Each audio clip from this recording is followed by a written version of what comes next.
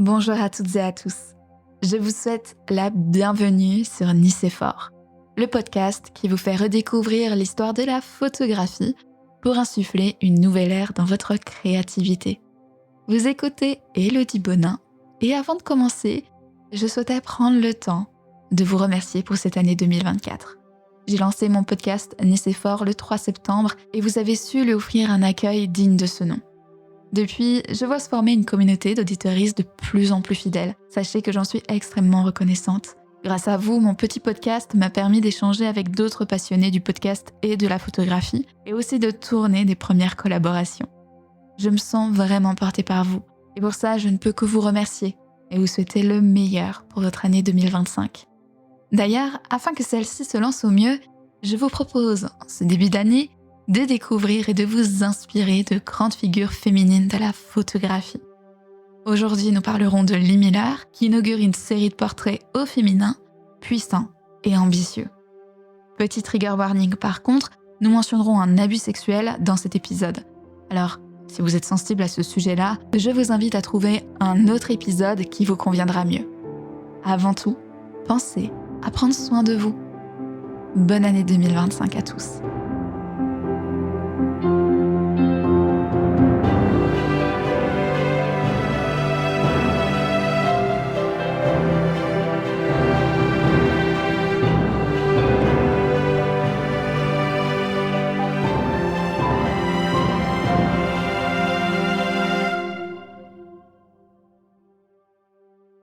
Le 23 avril 1907, Theodore et Elizabeth Miller accueillent leur deuxième enfant, Lee.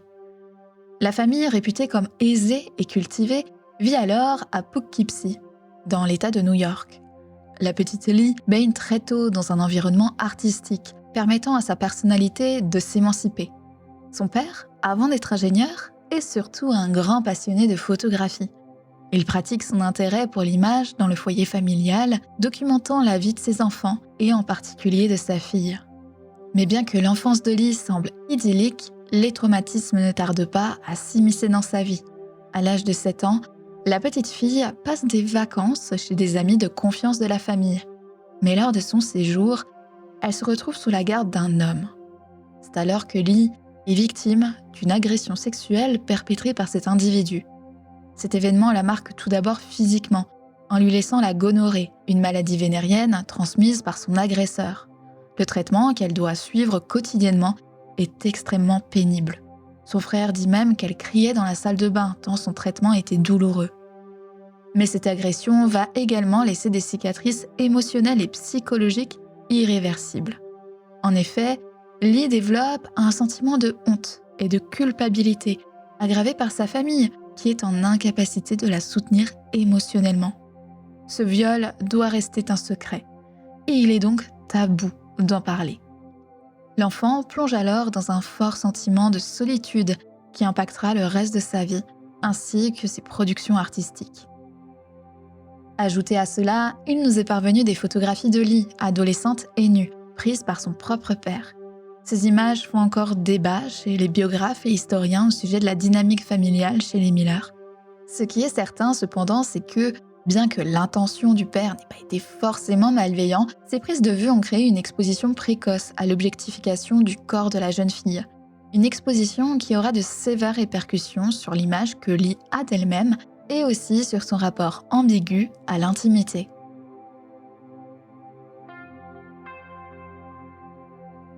Après une enfance marquée par un passé tumultueux et une famille perçue à ses yeux comme oppressante, Lee Miller prend la décision de partir.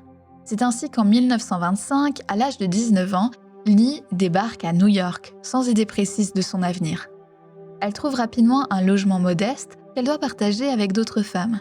Et nous pouvons supposer que durant cette période d'acclimatation à la vie new-yorkaise, Lee Miller enchaîne les petits boulots. Enfin ça, c'est jusqu'à ce qu'elle se fasse repérer. La légende voudrait qu'en se promenant dans les rues de New York, elle se fasse renverser par la voiture même de Condé Nast, le directeur de Vogue américain. Et que cet homme, particulièrement attiré par les belles mannequins, l'aurait fait poser très rapidement en première de couverture du magazine. En toute sincérité, une autre hypothèse, beaucoup moins rocambolesque, me semble plus crédible. ce serait que Lee, en se promenant dans les rues, se fasse tout simplement repérer, puis abordé par un photographe célèbre du magazine Vogue, là encore, et qu'il s'agirait de Ralph Steiner. Quel que soit le sujet de cette rencontre, Condé et Ralph sont tous deux frappés par la beauté de cette jeune modèle, mais également par son allure et ses traits, qui l'indistinguent des mannequins classiques et conventionnels de cette décennie. Lee commence donc à poser pour le photographe new-yorkais, Ralph Steiner, qui, il faut le dire, est très réputé à l'époque. En la photographiant, Ralph permet à Lee de se trouver une stabilité financière par un début de carrière dans le mannequinat, mais aussi de plonger radicalement dans les coulisses de l'industrie de la photographie de mode. Durant ses premières années de carrière, la jeune femme se forge une forte réputation dans les maisons de mode et auprès des photographes qui y sont affiliés. Sa visibilité lui permet de poser pour les plus grands, tels que Vogue, Harper's Bazaar et le New York Times. L'occasion aussi de faire la rencontre d'écrivains, de peintres et de photographes, lui permettant d'échanger autour de l'art et de la technique, tout en lui offrant une véritable indépendance et émancipation financière et intellectuelle.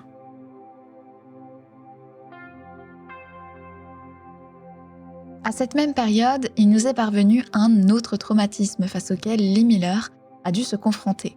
De 1920 à 1925, la mannequin entretient sa toute première relation amoureuse avec un certain Charles Alan de Limur. Leur amour semble idyllique. Charles est issu d'une famille plutôt riche et tous deux partagent un style de vie léger à la new-yorkaise des années 20. Mais au cours d'un de leurs week-ends à la campagne, Charles meurt accidentellement de noyade sous les yeux de Lee. Alors nous n'avons pas de détails exacts des circonstances de la noyade, mais ce qui est plutôt clair, c'est que Lee sombre dans une profonde tristesse des suites de cette perte soudaine.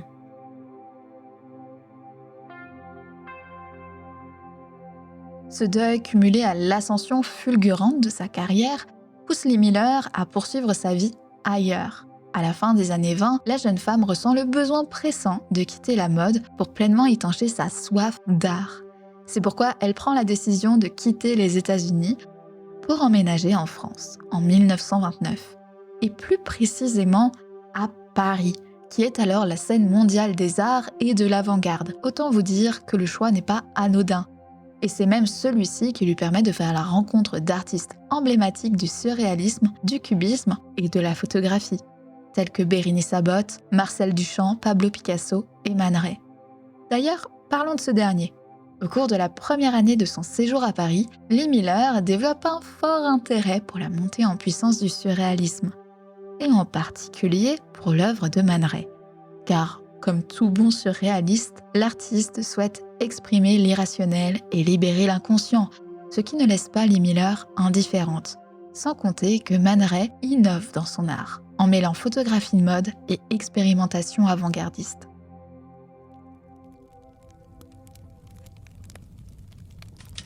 J'ai voulu apprendre auprès d'un des plus grands maîtres, Man Ray. Il vivait à Paris. Je suis allée le voir et j'ai dit « Bonjour, je suis votre nouvelle étudiante ». Il a répondu « Certainement pas, je n'ai pas d'étudiante ». Et moi « Maintenant, si ».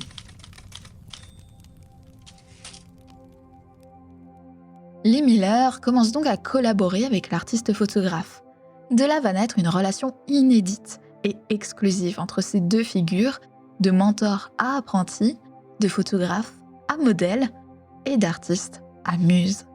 En s'imprégnant de la sensibilité surréaliste de son mentor, Lee Miller parvient à atteindre une certaine forme de libération personnelle, éloignée de la culture conservatrice des États-Unis et de son passé difficile durant son enfance.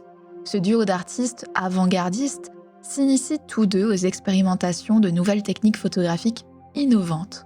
En premier lieu, avec la technique très répandue du rayogramme, plus communément appelée photogramme, qui est une méthode de création photographique, mais sans appareil photo.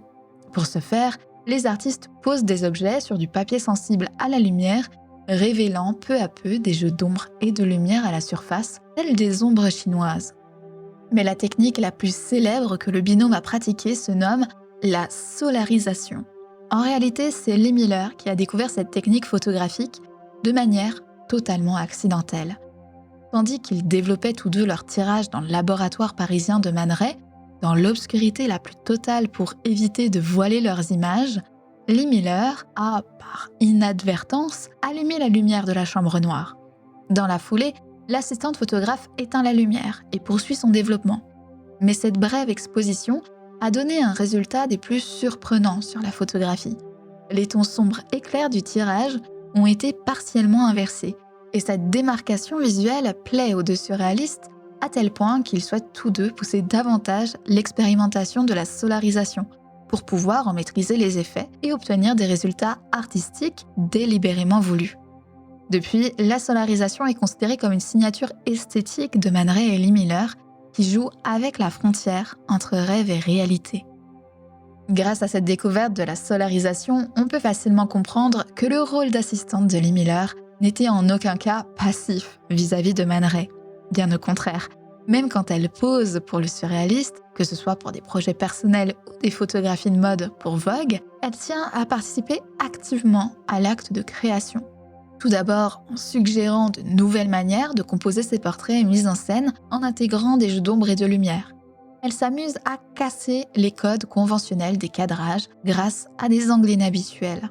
C'est ainsi qu'à quatre mains, ils parviennent à construire des images oniriques où la psychologie et l'inconscient prennent pleinement leur place au centre de leurs images artistiques et de mode. Et quand Lee Miller passe derrière l'objectif pour réaliser ses propres photographies, elle tient à porter un nouveau regard sur le corps féminin qui devient beaucoup moins objectifié que dans les œuvres surréalistes. Il suffit de mettre en comparaison le violon d'Ingres de Man Ray et la tête flottante de Mary Taylor capturée par Lee Miller. Cette dernière préfère centrer l'attention sur la subjectivité de ses images et l'intériorité de ses modèles. Par son expérience avec Man Ray, Lee Miller parvient à aboutir ses premiers travaux photographiques autour du corps, de la déformation des objets, l'abstraction, les jeux de lumière, de reflets et de textures. C'est ainsi qu'elle développe ses propres idées artistiques, donnant naissance à son propre style visuel, ce qui lui permet de se distinguer dans le grand monde parisien, et notamment par son profond désir de s'affranchir des conventions.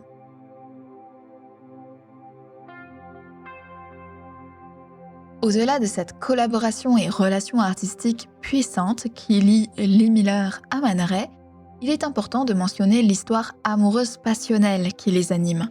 Leur complicité exceptionnelle est remarquée par tout leur entourage, mais leur couple n'est pas exempt de tension.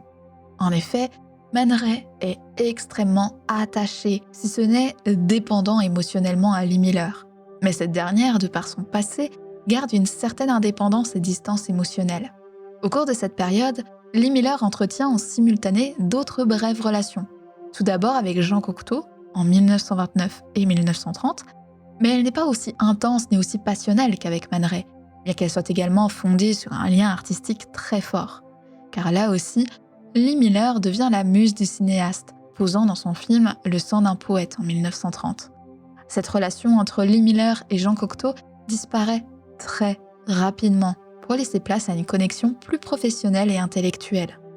En 1931, Lee Miller entame une autre brève relation avec Charles Galusha, un banquier américain. Mais là non plus, la relation ne tarde pas à s'essouffler très rapidement. En ce qui concerne l'amour qui l'unit à Man Ray, les déséquilibres se font de plus en plus apparents. Lee Miller gagne en indépendance, tandis que Man Ray s'attache de plus en plus. Des frictions naissent alors dans le couple, et en 1932, soit après 3 années de relation, Lee Miller décide de rompre. Man Ray reste profondément affecté par cette séparation et réalise Les larmes, la même année, une photographie qui représente une femme dont les pleurs sont des perles et qui est souvent perçue comme symbolique de la tristesse post-rupture de l'artiste.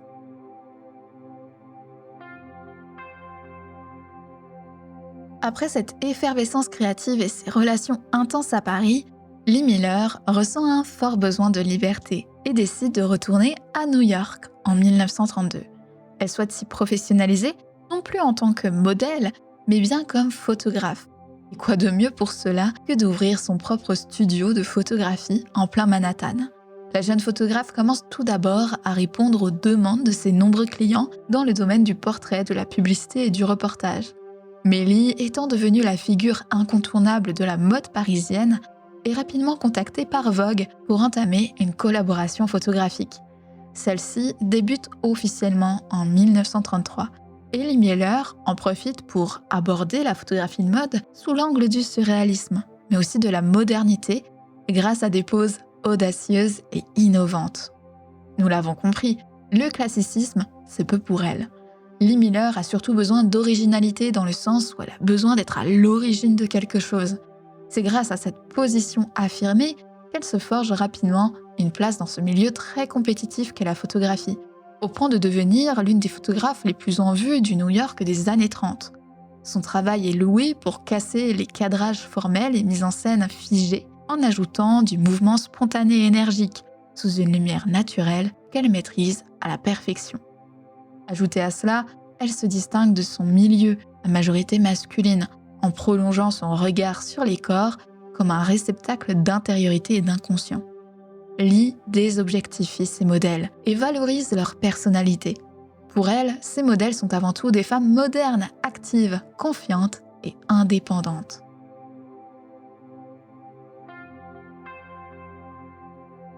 En 1934, Lee Miller fait la rencontre d'Aziz Eloui Bey, un haut fonctionnaire égyptien. Le couple se marie la même année, de quoi étonner l'entourage de la photographe, habitué à des relations plus informelles, moins engagées, et surtout fondées principalement sur la connexion artistique.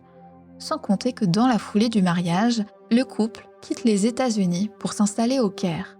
Là-bas, Lee entame une nouvelle vie qui contraste fortement avec sa précédente.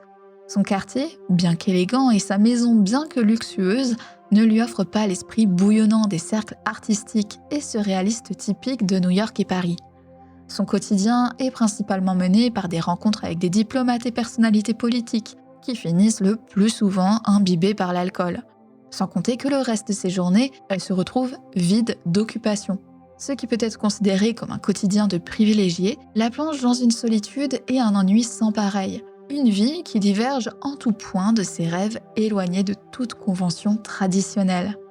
Malgré l'amour qu'elle porte à son mari, Lee ne parvient pas à effacer ce profond sentiment d'isolement lors de sa vie en Égypte.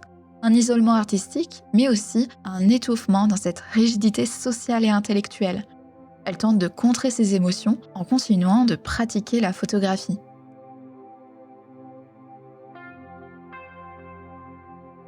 Durant son mariage avec Aziz, elle s'échappe de son ennui quotidien lors d'expéditions dans les déserts égyptiens.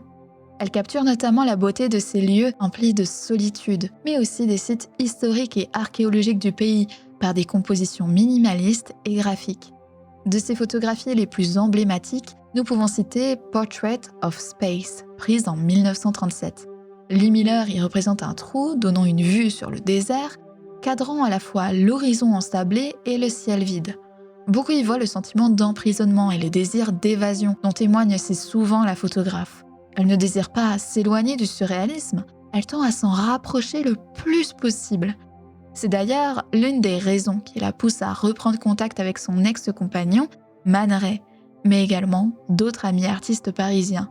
En entretenant ces correspondances, Lee Miller parvient à inscrire ses photographies égyptiennes dans la continuité de ses œuvres parisiennes et américaines. Elle profite également de ces correspondances pour s'informer des événements artistiques européens, pour s'y rendre occasionnellement.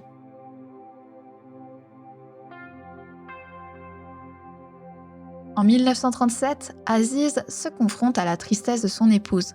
Pour remédier à ce qu'il considère être une simple nostalgie de Paris, il offre à Lee un billet pour cette destination. Et tandis que la photographe remet en question son mariage et fuit son mal-être émotionnel, elle se rend, dès son arrivée, à une grande fête costumée. Parmi ses nombreuses retrouvailles avec ses amis et artistes surréalistes, elle fait la rencontre de Roland Penrose. Il s'agit d'un célèbre artiste, poète et écrivain britannique, connu pour avoir introduit le surréalisme au Royaume-Uni.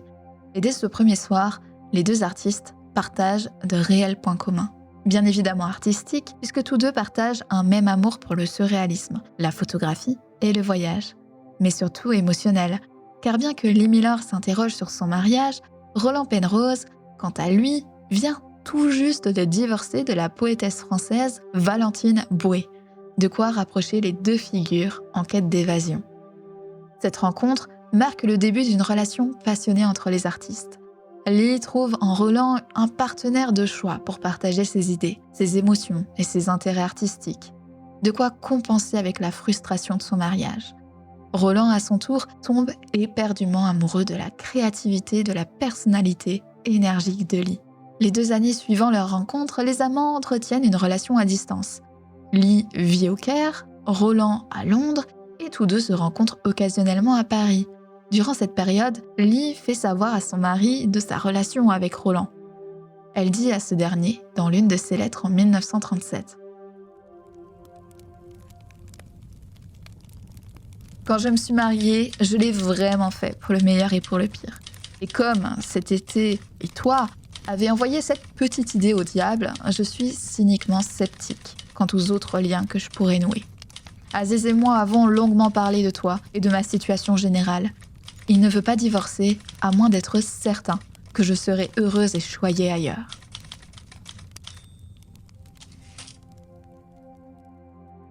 Aziz accepte le divorce et offre même à Lee des actions pour lui assurer une indépendance financière pérenne. Sa relation avec Roland s'officialise lors de leur voyage en Grèce en 1939.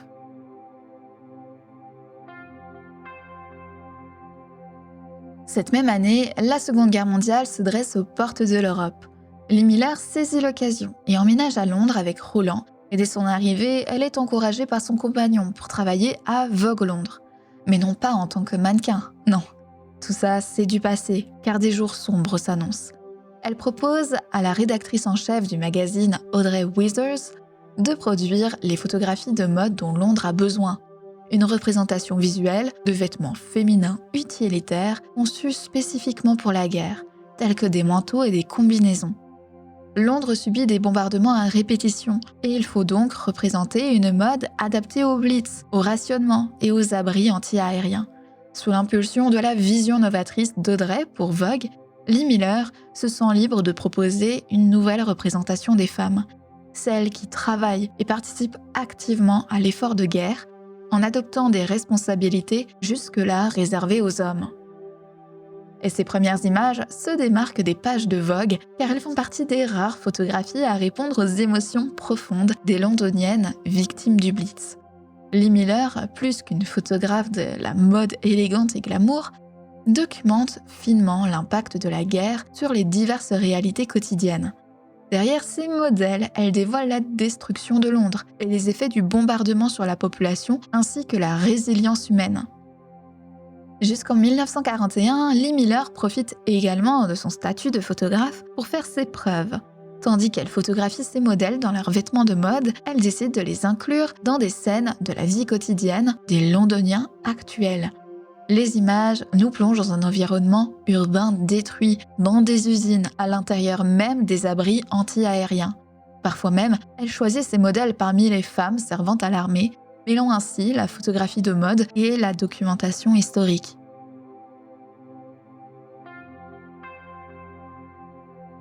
Audrey Withers réalise, grâce au travail de Lee Miller, que le magazine peut dépasser le simple support de mode. Il peut également jouer un rôle déterminant auprès de la population dans ces temps de guerre. Audrey invite donc Lee Miller à se diriger davantage vers le photojournalisme. Cette liberté accordée, Lee Miller délaisse peu à peu la mode pour s'engager davantage dans la documentation des vies civiles et militaires britanniques et en particulier au rôle des femmes en contexte de guerre. Car en effet, ces dernières doivent réinventer leur place dans la société. D'une sphère domestique, elles intègrent des activités essentielles pour soutenir l'effort de guerre. Les femmes prennent en charge des emplois qui étaient auparavant réservés exclusivement aux hommes. Elles deviennent ainsi ouvrières, mécaniciennes, ingénieures, ambulancières et pilotes de la Women's Auxiliary Air Force. Face à de tels changements, Lee Miller décide de documenter le rôle des femmes dans les usines d'armement, fabriques d'avions ou de réparation des véhicules militaires.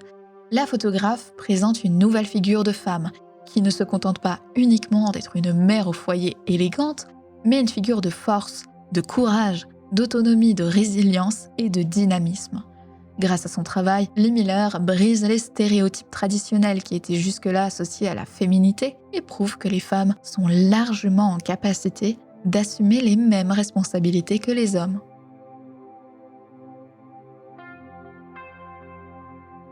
C'est en produisant ces photographies qu'elle fait la rencontre de David Sherman, un autre photojournaliste qui œuvre pour le magazine Life. Très rapidement, les deux photographes se lient d'amitié. Une amitié très forte qui mène même l'homme à emménager chez le couple Miller et Penrose. Cette relation unique qui mène à ce ménage à trois permet également à Lee de découvrir les photographies de guerre capturées par son ami.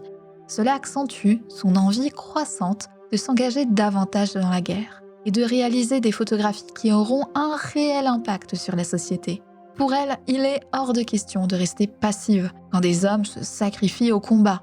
Elle réfléchit donc à devenir correspondante de guerre pour Vogue en 1940. Alors qu'est-ce qu'une correspondante de guerre pour celles et ceux qui ne savent pas ? Eh bien, c'est un journaliste ou un photographe qui est envoyé en zone de conflit pour rapporter à la population les événements liés à la guerre. Ce rôle est extrêmement important car il permet au public d'avoir une idée précise et directe des situations de guerre actuelles.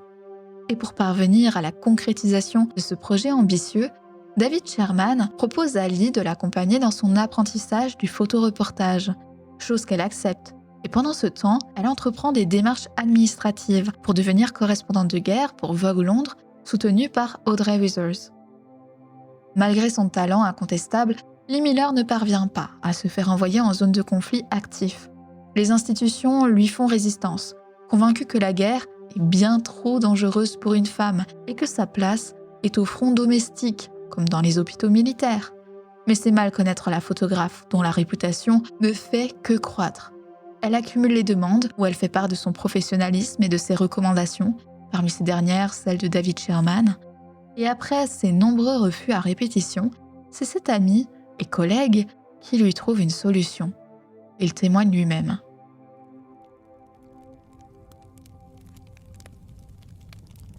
J'ai dit Ali, tu es américaine. Pourquoi ne vas-tu pas te procurer un uniforme et une accréditation auprès de l'armée ? Elle m'a répondu, bonne idée.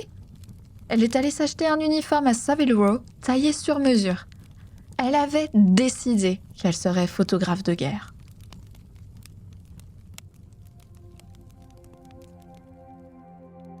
Force de ténacité, c'est finalement l'armée américaine qui lui accorde son accréditation en tant que correspondante de guerre en 1942 pour photographier les forces alliées.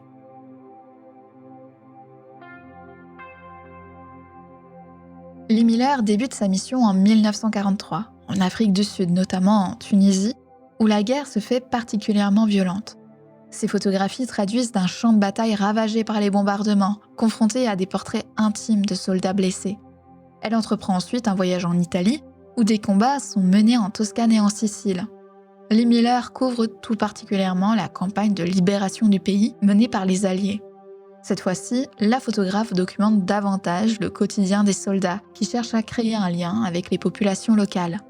Un point de vue humaniste qui ne lâchera plus sa vision lors des années à venir.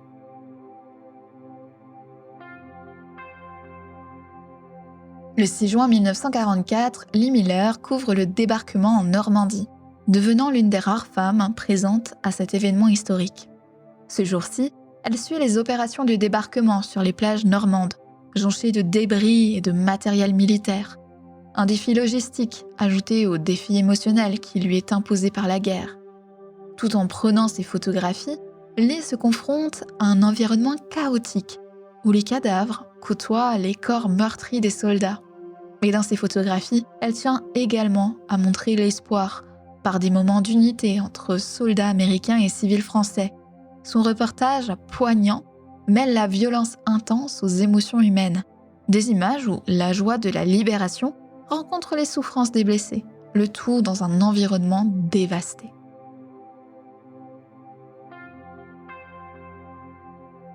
Vient ensuite août 1944.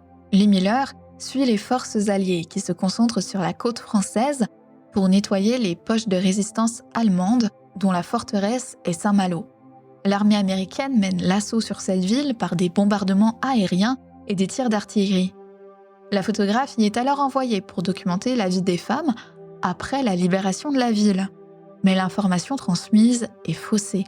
Quand Lee Miller arrive sur le terrain pour mener à bien sa mission, les combats commencent à peine. L'atmosphère est si intense qu'elle en vient à couvrir la bataille même. Dans son article publié en octobre 1944 dans Vogue Londres et intitulé « France libre à nouveau », elle écrit « Les hommes tombèrent à plat ventre, trébuchant et rampant à l'abri des trous d'obus. Certains continuèrent à ramper, d'autres se déplaçant vers la gauche de l'angle des canons, et un homme atteignait le sommet. Il était énorme, une silhouette aux épaules carrées, noire sur le ciel entre la casemate et le fort. Il lève le bras, du geste d'un officier de cavalerie, sabre au clair, faisant un signe aux autres d'avancer. Il faisait signe à la mort, et il tomba, la main contre le fort. »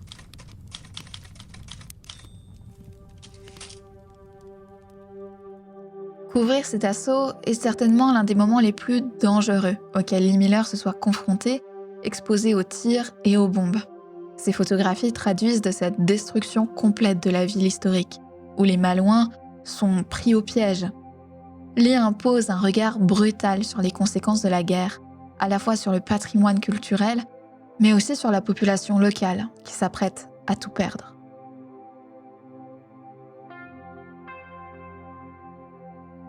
Le 25 août 1944, Paris, jusque-là occupé par les forces allemandes, est libéré par les forces françaises libres et les forces alliées. Peu après la libération, Lee Miller entre dans la capitale française, où elle immortalise l'euphorie des Parisiens après 4 années d'occupation. Et pourtant, ces photographies ne manquent pas de contraste. Sur l'une, les civils dansent et brandissent fièrement le drapeau français, mais sur d'autres, Lee nous confronte à une ville détruite, aux soldats allemands capturés et aux résistants et résistantes victorieux. Elle et David Sherman sont alors les premiers photographes à couvrir l'événement.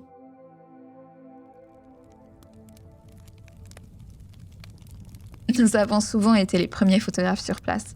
Ça en devenait un sujet de plaisanterie. Margaret Higgins, du New York Tribune, arrivait à un endroit et disait « Comment se fait-il que lorsque j'arrive, Lee Miller et David Sherman sont en train de repartir ?» Même si Lee Miller est à Paris en tant que correspondante de guerre, elle ne peut nier son affect tout particulier pour cette ville où elle a vécu, créé et aimé. Revenir dans ce Paris marqué par la guerre détruit cette image parfaite qu'elle avait de cet épicentre de l'avant-garde artistique. Lors de son séjour à Paris, Lee Miller photographie notamment des femmes françaises accusées d'avoir collaboré avec les Allemands. Elles sont rasées puis humiliées sur la place publique. Des images complexes que la photographe parvient à figer avec une juste distance entre émotion et photojournalisme. Elle sait poser un regard sans jugement sur ces femmes, tout en invitant à la compréhension sur leurs souffrances d'après-guerre.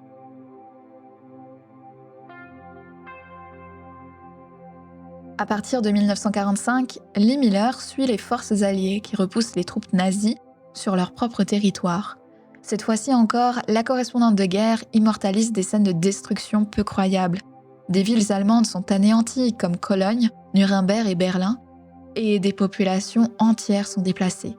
Elle couvre avec un regard mi-victorieux, mi-tragique la chute du Troisième Reich, car sur chaque image, des bâtiments en ruine ou des civils hagards viennent ternir la victoire. Là est toute la justesse de Lee Miller. Ne jamais oublier que la victoire contre le nazisme n'est qu'un voile translucide qui peine à cacher la tragédie humaine. Jusqu'à maintenant, on peut sans conteste confirmer que les scènes immortalisées par Lee Miller ont été d'une grande cruauté. On peut donc imaginer que plus aucune conséquence de la guerre ne peut l'étonner. Et pourtant, le 30 avril 1945, Lee Miller, accompagné de David Sherman, font la rare et horrible expérience de découvrir le camp de Dachau. Pour vous remettre en contexte, Dachau est un camp de concentration établi par le régime nazi en 1933 près de Munich. Et c'est ce camp qui a été pris comme modèle pour construire les autres à venir. Quand Lee Miller pénètre dans ce camp après sa libération, et aussi dans celui de Buchenwald peu de temps après, elle découvre, en même temps que les troupes, des milliers de prisonniers émaciés, des charniers, et toutes les atrocités qui y ont été perpétrées. David Sherman témoigne de cette découverte sans précédent dans leur vie.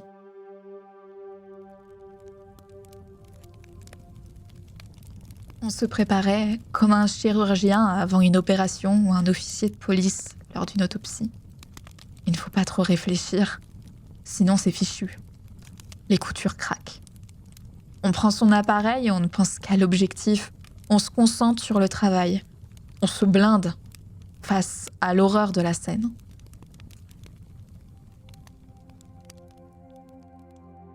Dans son documentaire photographique à Dachau, on y trouve les corps des prisonniers morts entassés les uns sur les autres, les installations utilisées pour torturer les détenus, les fours crématoires et les survivants des camps au visage marqué par la famine et l'épuisement. Ces images symbolisent à elles seules et avec une grande brutalité la déshumanisation et l'incommensurable génocide. De quoi marquer profondément Lee Miller, qui restera sous le choc tout le reste de sa vie.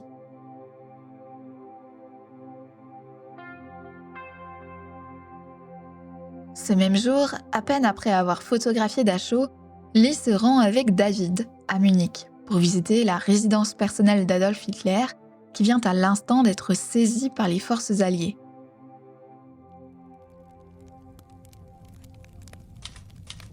J'avais l'adresse d'Hitler dans ma poche depuis des années. C'était enfin l'occasion de l'utiliser. Mais mon hôte n'était pas chez lui.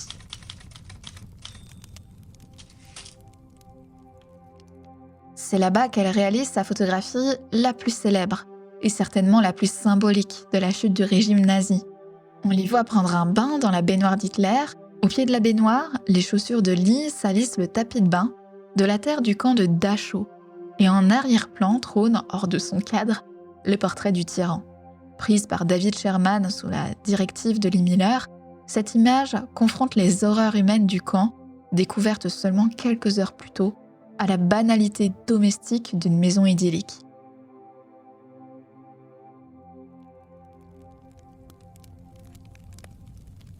On n'avait pas vu de baignoire depuis des semaines. Lee a tout de suite sauté dedans. Et je l'ai photographié. J'avais verrouillé la porte pour ne pas être dérangée, puis quelqu'un a frappé très fort. Le lieutenant voulait entrer pour se raser. « Sortez d'ici, vous êtes restés trop longtemps !» C'était le dernier mythe d'Hitler dans cet appartement ce soir-là.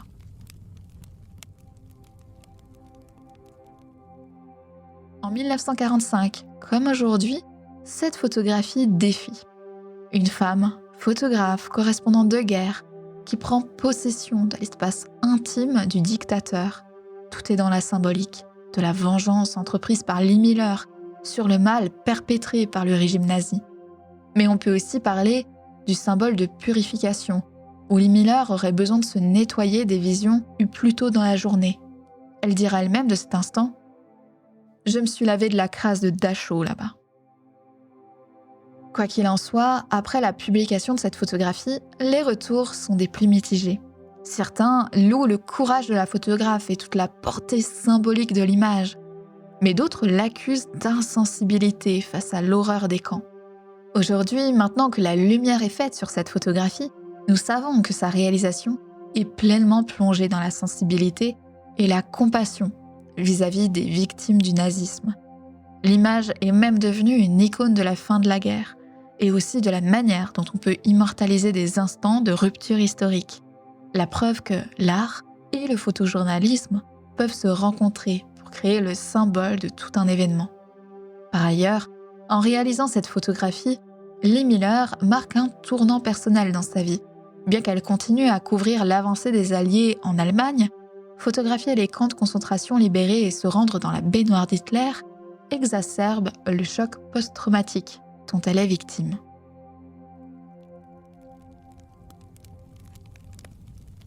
Je t'implore de me croire. Je n'ai pas l'habitude de photographier des atrocités.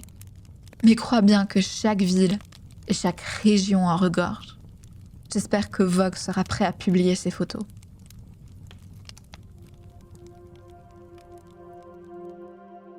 Suite à ce télégramme envoyé par Lee Miller à Audrey Withers en 1945, la rédactrice en chef de Vogue parvient à faire publier les images irréalistes de Dachau dans un article intitulé « Il faut le croire ».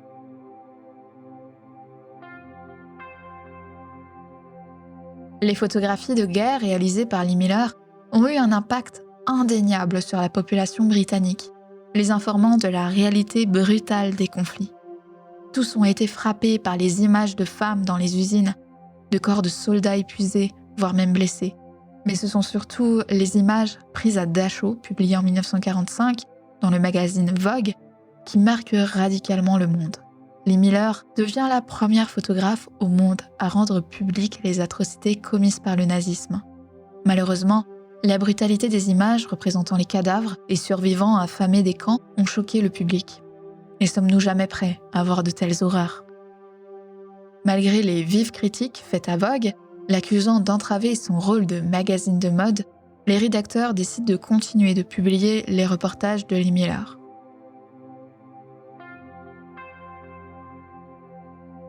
De son côté, Lee rentre chez elle à Londres en 1945, avec le souhait de se reconstruire personnellement. De cette période, David Sherman dira « C'est une victime du temps de paix et à plusieurs égards. On lui avait pris ses objectifs, on lui avait retiré sa raison d'être. Roland avait renoncé à elle, elle ne répondait pas à ses lettres, il fréquentait quelqu'un d'autre à Londres, la situation de Lee se dégradait. » Sur le plan professionnel, Lee Miller reprend la casquette de photographe de mode, mais ses contributions se font rares. Elle dit ne plus vouloir faire semblant dans un travail superficiel, comparé à la réalité de ce qu'elle a vécu lors de la guerre. Elle se retire donc volontairement de cette pratique commerciale pour ajouter de l'introspection à son travail.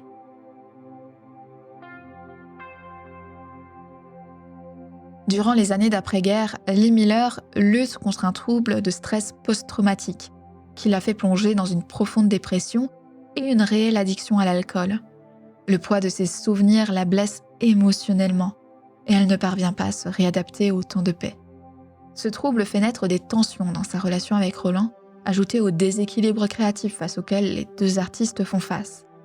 En plus de ces difficultés, Lee se retrouve enceinte en 1947. Le 14 octobre, elle donne naissance à Anthony dans la maison familiale. Lee a alors 40 ans et elle rencontre de grandes difficultés à s'adapter à son nouveau rôle de mère. Aujourd'hui, on pourrait même suspecter une dépression postpartum. En quête de solutions face à cet état inquiétant, Roland prend donc la décision d'installer sa famille dans leur maison de campagne, la Farley's Farmhouse, dans le Sussex. Loin des événements mondains et sociaux qui parvenaient un tant soit peu à animer la photographe, cette situation ne fait qu'aggraver la dépression de Lee Miller. Roland tente de la soutenir dans son combat contre la dépression et l'alcoolisme.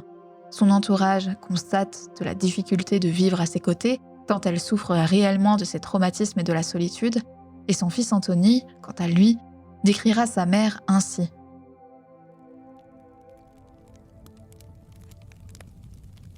La seule mère que j'ai connue était une ivrogne, incapable de quoi que ce soit. Une personne hystérique qui faisait tout en cinéma, rien que pour aller prendre un train.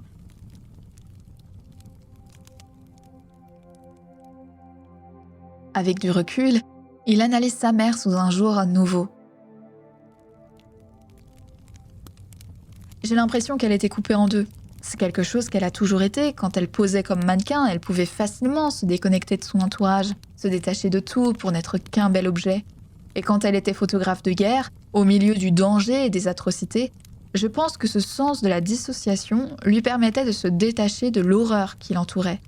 Cette capacité à se déconnecter de ses émotions remontait inévitablement à son traumatisme d'enfance. Le déclin de sa santé mentale entraîne également celui de sa santé physique. Lee Miller décède le 21 juillet 1977, à l'âge de 70 ans, dans sa maison de campagne, certainement causé par un accident vasculaire cérébral.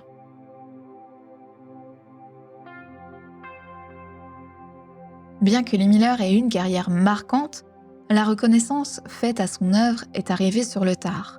Après la guerre, la photographe n'a jamais cherché à se faire connaître, faisant tomber peu à peu son travail dans l'oubli. En réalité, après la guerre, Lee avait rangé l'ensemble de ses photographies dans des cartons qu'elle a rangés au grenier. Un moyen pour elle de mettre son passé au placard et d'essayer de passer à autre chose, ce qui explique pourquoi Anthony, son fils, n'avait aucunement connaissance du passé de sa mère. Durant ma jeunesse, je ne savais quasiment rien de ce que ma mère avait fait auparavant. Ce chapitre était clos pour elle. C'est Susanna, mon épouse, qui a retrouvé ces cartons remplis de photos de Lee. Quand je les ai ouverts, je n'en ai pas cru mes yeux. Après cette découverte, Anthony tient à raconter l'histoire de cette mère qu'il n'a connue que partiellement. Il publie des ouvrages entiers consacrés à Lee Miller et organise des expositions pour permettre une reconnaissance publique du travail de Lee. Anthony a notamment créé la Lee Miller Archives, permettant à tous de redécouvrir la contribution faite par sa mère à l'histoire de l'art et de la photographie. À ce jour, Lee Miller est considérée comme l'une des photographes les plus influentes du XXe siècle, notamment grâce à son impact sur le mouvement surréaliste et par sa documentation brutale de la Seconde Guerre mondiale.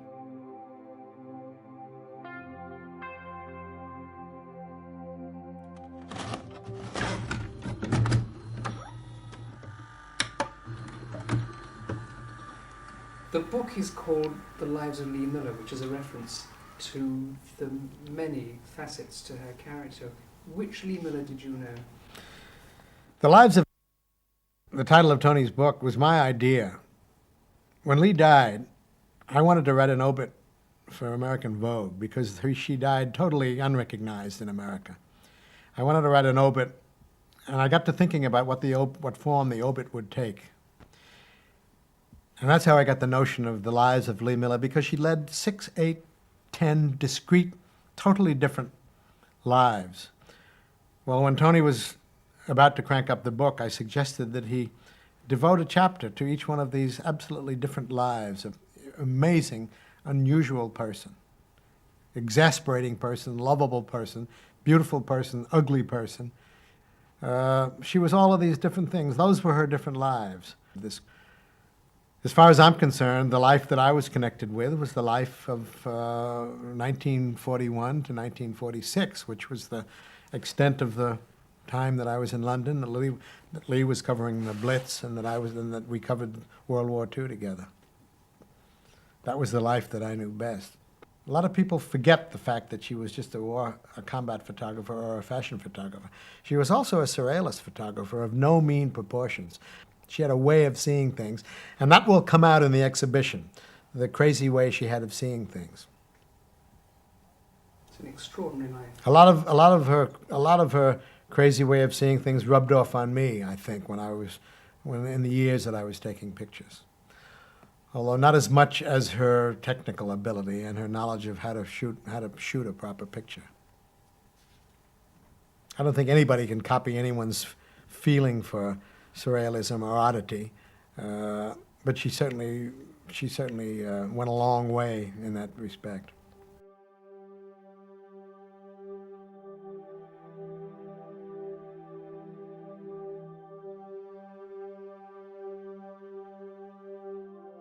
Merci d'avoir écouté cet épisode de Nicéphore. Avant de partir, je vous invite à laisser des étoiles et un avis, sans oublier de rejoindre la communauté de ce podcast sur Instagram et Discord.